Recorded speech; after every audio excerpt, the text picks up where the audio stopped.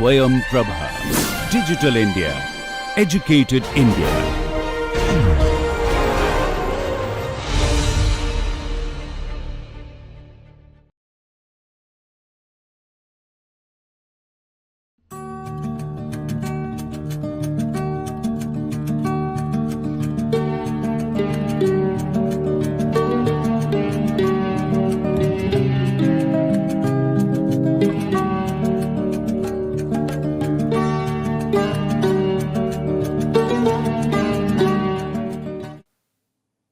Hello, Namaste.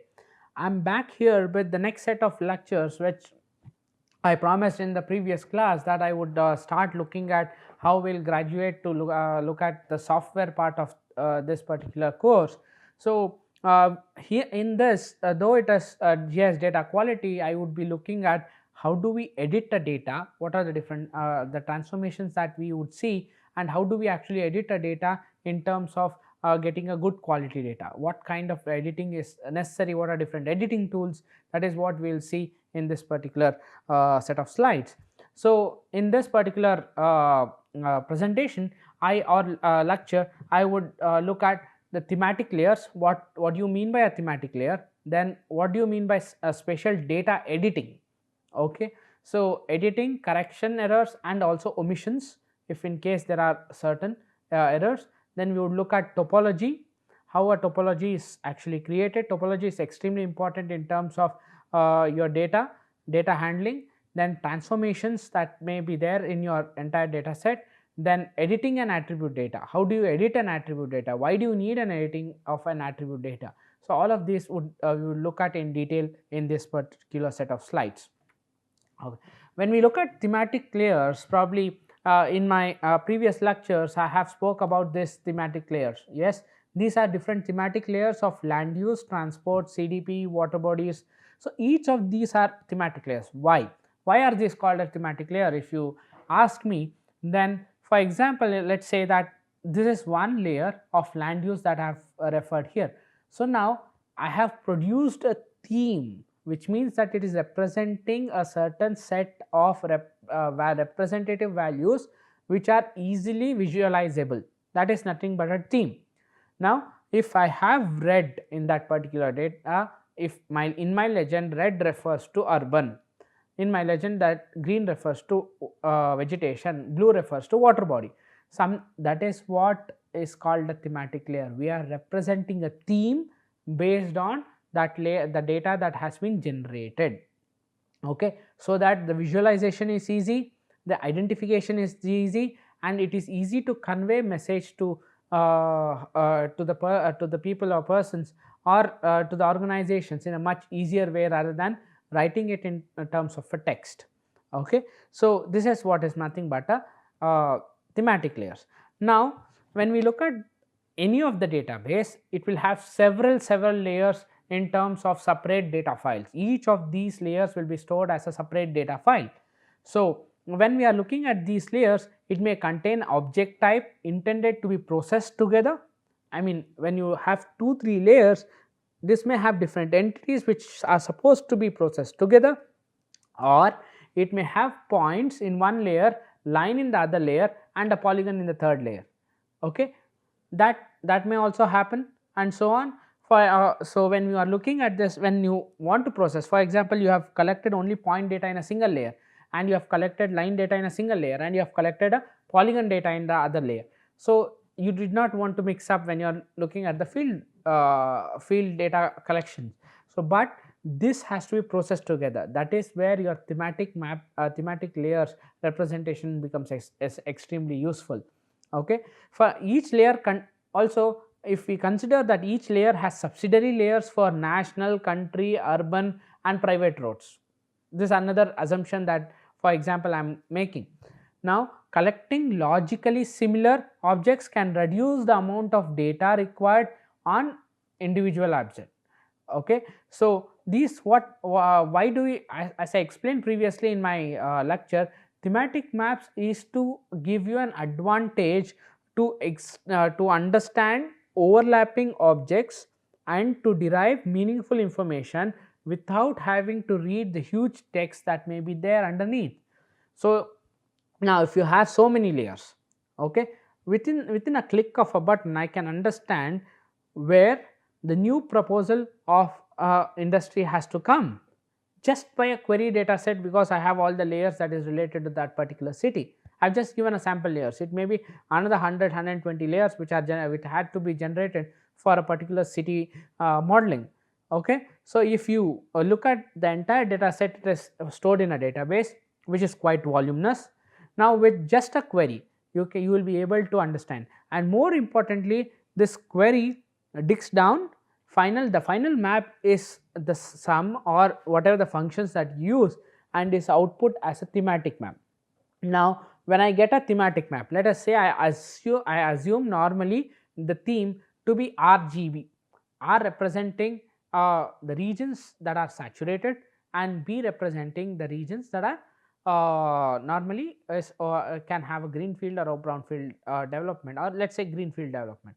So now I want to find out a region where actually this industry has to come. Now what I do, I can drill down all the data, find out the final map, and just give it a color shades. Now if once I give it the color shade, anyone even without a knowledge of GIS can understand by my representation that the red cannot be used, because I would have put the labels also, that the red are the ways places where no industry or any of the buildings has to come up in that region. For certain aspects that I would have considered, I would have considered the air temperature, the air pollutants in the atmosphere, all of these stuff. But if that the same person can also understand where there is blue, it is the region where the development can happen, and where there is green is extremely the region which is in between blue and red, where it is as sensitive as possible, and the caution has to be considered in terms of map in development. Okay, so this is exclusive of those layers which are environmentally sensitive. So I am not speaking about so if you have a layer of environmental sensitive layer, so probably you can use that also to make a decision. So it is easy to find out a decision. So always the thematic layer representation and the digging down of the data is based on object oriented approach, that is based on geometry and attributes. Okay, I have spoke about this. So when that is about the thematic layer, we will in our practical class we will generate a thematic layer. I would suggest everyone, I have already requested you guys to download certain data maybe from Bhuvan, and try to digitize that data if possible. If not, when we start looking at the practical class, I would also send out certain notes as a part of this practice class, wherein you can look at each and every step to address every issues that are that we have already spoken in terms of this subject. Now the next concept that we are looking at is spatial data editing. The spatial data in editing, when I say, people think that I am editing some data to add in my the information. It is not just that. It involves updating and removal of errors from the existing GIS maps. So please be careful here. I am not manipulating any data in terms of the data to whatever I need.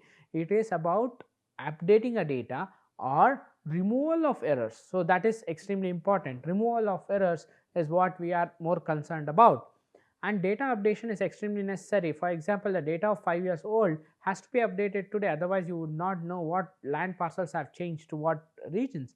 So data updation is extremely necessary. So normally it is done in two broad categories. One is locational errors and topological errors. So they have two kinds of errors when you are looking at spatial data editing. Especially the topological errors is extremely important in if you are looking at the topology of the space. I will come to that in the next maybe in the later session, later part of the lecture. But when you look at the locational errors, these are due to human errors, while data collection, manual digitization, etc. And these are the errors which also can get in terms of data acquisition, maybe through scanning and tracing of the data or digitization of the data. Okay, whereas the topological errors are those which violate the topological relationship. So I am not speaking about the topology map here. So, when I speak about topological errors, it is because it is based on the relations, the topological relations that are underlying in each of the data that it is related with. So, that kind of relation, the correction of those errors is also extremely important. We look at how we will do it. For example, when we look at how do we edit, there are a lot of GIS support packages and functions which we would be looking at it. For example, this is a screenshot in QGIS which is showing you an editable toolbar which gives you an options of how to start editing it. So, for example, if you consider an editor in QGIS here, you can start editing it. You have a lot of functions that are listed here. For example, supplementing. You are supplementing the data that is already existing, adding in more information. Then you are dividing lines in case there are certain errors with that. Then you are moving a data from one table to the other table, or you are deleting one data to the in case you have certain errors. So, copying certain data, rotating in terms of the entire polygon set or a line set, then joining lines, then altering forms. So, these are different ways of looking at editing. These are just sample functions that we have represented, but there are huge number of functions wherein you can look at editing, correcting errors, and looking at the omission part of it.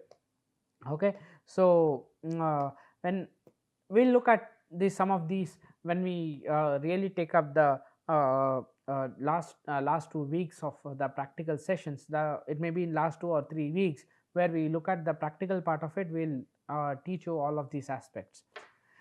Now, when we look at spatial editing functions, for example, you have a function which is called as copy functions. You have certain commands related to it. For example, these are certain commands which are helpful in terms of these functions to be implemented. So, let us say we discussed there may be certain errors, there may be huge errors in terms of vector data creation. So, if let us say that I have an undershoot, okay. So, what you will do is that you will draw a node, dangle, enter arcs, or move nodes, or clean. So, these are the different commands which can help you that in order to connect these two undershoots, or this can be done even with a single click, just by a single toolbox. There may be overshoots that you can see here. There is an overshoot, it has to be here, but this pointer has overshooted till here. So, what basically is that is it first draws a node dangle, then select that particular dangle, delete it, okay. This extra node dangle will be deleted, then it will be cleaned, so that you do not have any extra line or any line segment that is already there, okay. So, these are certain functions that are there in terms of when you are trying to edit it. So, when you really go into this toolbox, you will probably understand what are the different functions and how do you do it. If someone is interested in coding rather than in using these toolboxes, most of these softwares have a support to Python. So, you can have Python programming and run whatever the toolbox is there, just call those toolboxes to the Python scripts and use those toolboxes the way you want to use it, okay. So, that is also possible. So, we will look at some of these toolboxes when we look at the practical part of it. So, when we look at the raw data, it always contains errors. For example, closed polygons, then you have certain errors where you have this is a duplicate line segment. Probably someone had digitized it first, but someone who again digitized it, they may have created it, or it may be this is one boundary that was created first and this is the second boundary that was created next. So, now because it has two boundaries, so it may have a duplicate boundary, or it may be having again two different boundaries in this particular context, which is erroneous. So, such errors has to be corrected. For example, you have a dangling node here, you have a spike here, you have duplicate label points. See, the same thing is called as a loop, same thing is called as a knot. You have overshoot here. So, you have a node that is not required here, which is also called as a pseudo node. So, all of these are errors that are actually there in this particular database. So, these errors has to be corrected. For example, omissions are normally corrected by entering the missing data directly from the digitizers. If you are digitizing using your computer, you click on it, double click on it, it opens your edit table and you start adding the omitted data. Okay, the errors that also can if there are errors like something is an overshoot, that also you can do just by editing it and deleting that particular overshoot and putting out the node back to its particular location. So this is what I just wanted to say about editing and correcting the errors. Especially this image is a true representation of what different errors may occur. So this gives you a picture in your mind what are the different errors that you may have in your entire data. So these are the errors that has to be actually removed from your data that you may have. Okay, so let's look at the next part of spatial data editing, where for example this particular image, okay, whatever is represented here, you can see here the polygons are not closed. Okay, so when you are actually correcting this particular, you can just double click on it. This particular polygon computation has to be done with this particular node. Okay, so if this node and this node, what is the error that is calculated and this node is shifted here, it becomes something like this. Okay, here also the entire thing is missing, the node is missing, and that is what you do with the error correction. Okay, I'm just giving examples so that you understand what you mean by an editing. How do you edit a particular data? Okay, some more examples of editing. So for before editing, you can see that there are some more shapes here that are actually missing. Okay, so these are the shapes that are added. Okay, if you see this, these are the lines, this particular road is missing here, the roads are missing in this entire region, and the roads are missing in this entire region. So that is what we did with editing of the data. We added those roads into that particular image that we have considered. Okay, this is about the first type of errors. The second type of errors is topology. Okay, when you look at many of those, even after corrections, these images may not be acceptable to the GIS system. Okay, even if you have verified images, it may not be extremely acceptable to the GIS connection because it lacks the logical connections, logical correctness that has to be there in the entire database. That is missing. That is exactly why you may have an error in such data. So what we will do is that we compute nodes and link automatically to create this topology tables. Okay, so probably when you when you start working on the data, the first thing that you will do is look at the topology, define the topology table. If you have looked at the topology table, then if the topology table is built and if it is correct, then only the GIS system will be able to accept your data in the form that is submitted.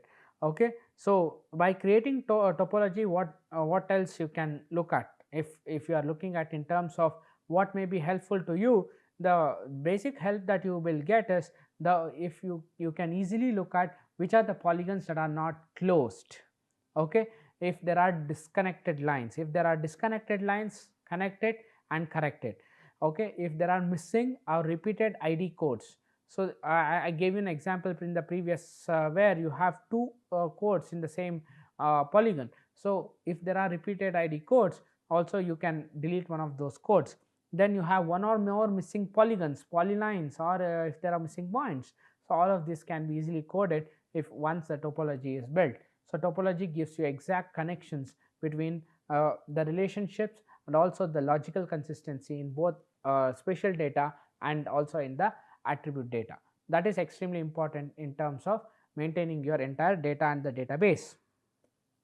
Okay, so then there are various other types of editing. So for example, the line simplification is one type of editing where simplifying line by removing additional points. Okay, for example, if you look at this the example A here that I have shown, okay, you have this particular thing like this. Okay, but when you look at the real scenario, this may be much useful if you have something like this. this is a tolerance that we consider, and with this we add a trend line, that becomes your line with minimal nodes. Okay, so that that may be used with removing the additional points. And very well known methods of doing this is using a Douglas-Pucher algorithm. Douglas-Pucher algorithm is very well known in terms where you have to do a line simplification. There are also terms called as line densification, which means you are densifying that particular line. So when it is the process of adding new points, so that you make the line more smoother, more better in terms of the connecting topologies. So if that also can be that also is one way of looking at the correction. So it is dependent on user, the kind of line simplification or line densification, what kind of thing he needs in terms of editing. So it is dependent on the place, it depends on the data, it is dependent on the user. Okay, then line smoothing, adding new points to the line so that it becomes more smoother in terms of the mathematical functions. Most of these new points are generated through mathematical functions. Then you have transferring features. So transferring features from one to the other, one feature to the other features, and these are useful when you have common boundaries.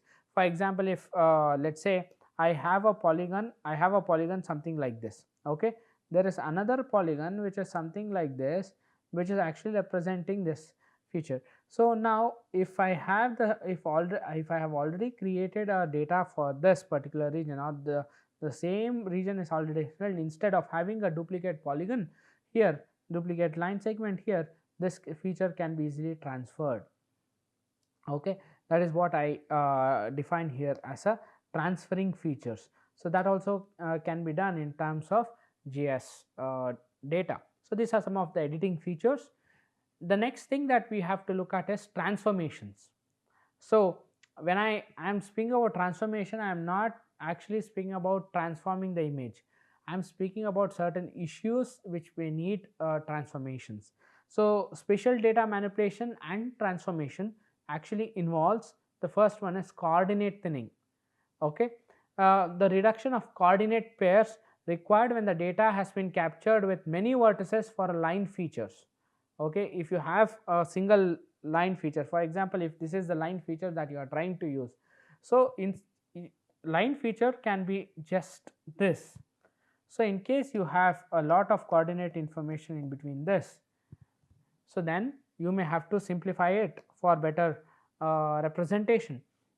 Then this process also reduces the redundancy in data and is normally called as weeding away the data sets, which means that the certain information that are not required for a particular line, okay, you weed away that information or you remove that information, then it's called weeding. Then thinning of coordinates also required in terms of map generalization process of linear simplification. Okay, linear simplification is required when data from one scale, that is, for example, if I consider it as 1:25,000 scale, is to be used and integrated with the data from 1:250,000 image. So a coarser image versus a high detailed image. So if you are trying to do that, then you need a linear simplification of features that has to be done. So that is one way of transformation. First is weeding it out and looking at the linear simplification. The second method is geometric transformations. So geometric transformation deals with registering of a data layer to a common coordinate system. So I'm repeating it again and again. This is essentially extremely important. This is where most of the students make a mistake. Okay, rubber sheeting is the most common method used where one data layer is stretched to meet another based on predefined control points. So for example, let us say I have one data layer is here. Okay, now I know what is a predefined, there are predefined control points. Okay, these are the 4 points for this data layer. Now I'll say that in my other map I have a predefined control point which is here. So what you do is you stretch this map or you tie these 4 points into this location and match it to the other map that is there. That is nothing but your geometric transformation. Okay, so normally, as I defined here, this is called as warping. Warping from one data layer to another, for instance, using in a classified map is very important in terms of matching two data and also correcting the whatever the features that are there in that particular image.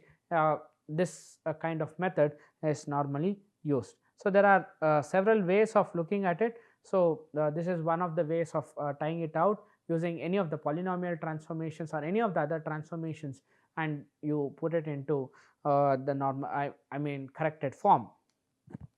Okay, so this is about geometric transformation.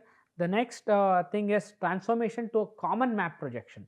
Now, as I said, coordinate, common datum, common projection. So these are the things that a spatial data always looks at. So always keep it in a common projection system. So for example, I have let us say that I am building up the urban database. Now I have certain data from Google Maps. Okay, I have certain data from OpenStreetMaps. I have certain data from Bhuvan. I have certain data that I have captured it from my own field surveys. There are certain data from Survey of India. There is some more data that I have collected it from various gazetteers of the government sources and various other district books, census books, etc. I have captured. So now all of these books has to be referenced to a single projection, which means this is how we see a 3D map in a 2D bird. Once you project it in a proper projection, then only we will be able to identify the 2D, the points, the entity on the 2D layer in a much accurate way. So when you look at the GIS softwares, most of the GIS software supports converting one coordinate system to other, one projection to other, and one datum to the other. So these transformations are based on mathematical relationship and describe various map projections. Okay, and transformations are digital. Ancillary operations are required wherever the positional information is not a decimal. For example, here I am trying to this is one example where I am trying to use a WGS84 UTM zone 43 north, where EPSG code is 32643. Okay, so I am trying to transform that into a reference manual into a reference coordinate system, which is WGS84 43 north and 4386. Okay, this may be represented in a wrong way, but I am trying to transform it into another system of projection. So that is where the other transformation is important. So please, whenever you are looking at it, please look at the geometry of objects in your database, please look at the coordinate system, please look at the datum, and please look at the projections. So if all of these are there, then the next set is how you find what are the errors in your data. Okay, if you are able to understand all of this, then most of the errors, most of the issues in your entire data collection or data manipulation and data handling is solved. Okay, so this is about transformations to a common map projection. Then if you look at this is what I was referring to. EPSG is EPSG code here is 4326. We go back. So EPSG code is 4326 and I am using a CRS that is WGS84 lat long. This is a part of Bhopal. So now I will convert into a common format, that whatever the format I may need. So what I do is I convert into EPSG code where it is UTM 43 north. Okay, I hope everyone knows that India is above the equator. Okay, this is another common mistake that most of the people do. If I ask where does the India lie, it is above the equator or below the equator, most of them say it as below the equator. So it is in the northern part of the equator. So when you are looking at it, you have to especially in this particular projection system, you are referring it in terms of 43 north. Okay, so WGS84 is the datum that we have used here. So please remember this on how we are transforming from one location to the other location. Okay, so this is just an example to show you that transformation. So exact transformation happens. You can see this is the same data set that has been transformed, and the data is intact. Okay. So then editing the attribute data. So editing tasks are carried out using a standard editing tools such as a few available in even in the word processing. Most of the GIS uses the spatial query language. So we'll also look at spatial query languages in our next slides. Specific GIS commands include commands for changing object thematic codes, switching codes, editing thematic codes containing different text, etc. So these are different issues in handling the database, which we'll look at in the database when I'm speaking about the database and how we build a database, how to maintain a database, how to query a database. So until then, let us think about there are tools for editing any attribute data in terms of creating a GIS database. Okay. To summarize this particular class, we looked at thematic layers. Thematic layers is a visual representation in order to understand whatever the data has been developed and what is the output of using certain queries in the entire data set, or it may be the output of certain statistical and mathematical operations. Finally, that is given a color, a color that is respective to its representation. So that in order to visualize, so each color represents a different visual aspect on the Earth's surface. Then spatial data query editing.